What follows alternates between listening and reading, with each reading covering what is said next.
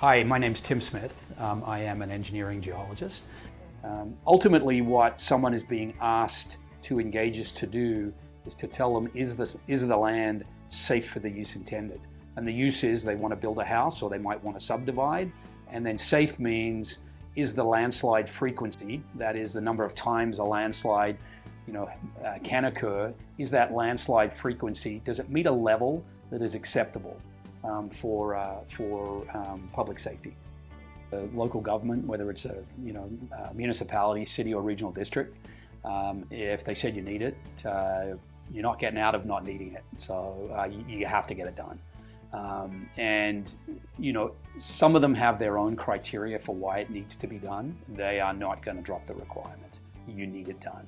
So the next step is, you would contact us, and ideally we'd like to have a copy of the letter that was sent to you by the regional district or by the local government, or the email they sent you explaining what their rationale was.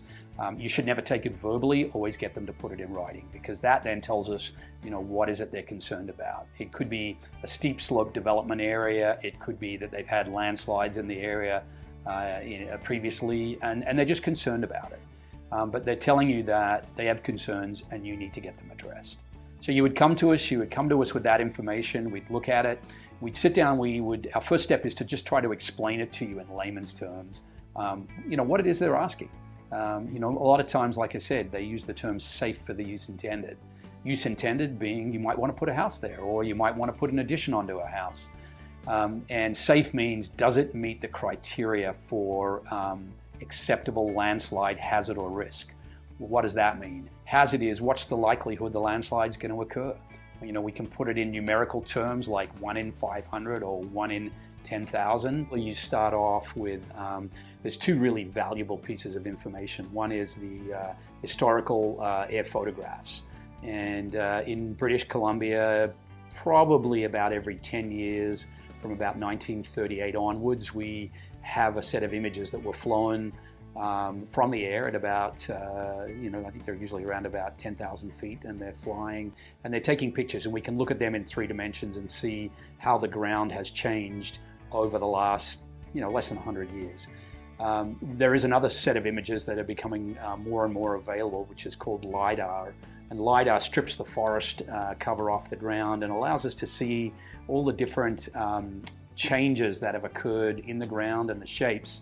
And it tells us where landslides have occurred historically, and again, if it's moved once, it's likely to move again. And then if that landslide occurs, the risk is, what does it do to you or your house? So we have to understand, what's the probability that it will occur? And the next thing is, what's the probability it will put you or your house at risk? And we get that information, and from there we can compare it against their standards. And it either meets their standards or it doesn't meet their standards. If the particular site on your property where you want to put your house doesn't meet the standards, we could look for another site on the property to see if it meets the standards. Sometimes we can look at building structures or stabilizing the slope to make sure that if there is a probability that it will occur, can we reduce the probability to an acceptable level? That could be through retaining walls, it could be through a berm, building a berm, so if a landslide comes down the hill, it hits the berm and can be deflected away. It could be anywhere from 4 to 6 weeks.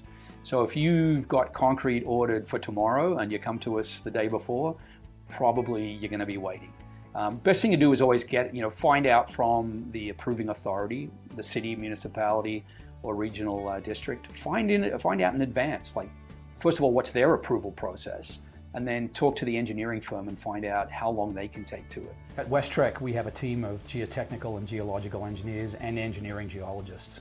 Our geological engineers and engineering geologists are primarily involved in landslides and slope hazard work, whereas our geotechnical engineers are involved in foundation and retaining wall design. We do quite a bit of road pavement design as well too. And there's been lots of changes, particularly in the last 10,000 years, which in BC, prior to that, there was a fair bit of ice covering us up. So once that melted, then things started to change and the forest came in, and we arrived as non-Indigenous folks and started changing the landscape. And We're now having to deal with a lot of issues that have been around for, up to 10,000 years.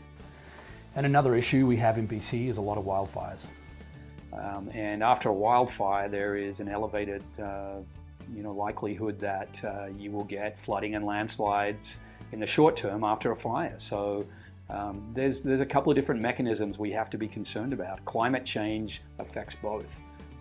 And like I said, if it's moved once, it's probably going to move again. So. Two stories that put it in perspective for why it's so important to do this. Probably, I think it was about 10 years ago, good friend of mine, his parents were driving on one of the highways up in northwestern BC. And there was a really, really big landslide that came off, naturally occurring landslide that came off and buried part of the highway. And it turned out that 2 people were killed in it, and it was his parents. And that kind of really brought it home for me. It was just like, it made it very personal.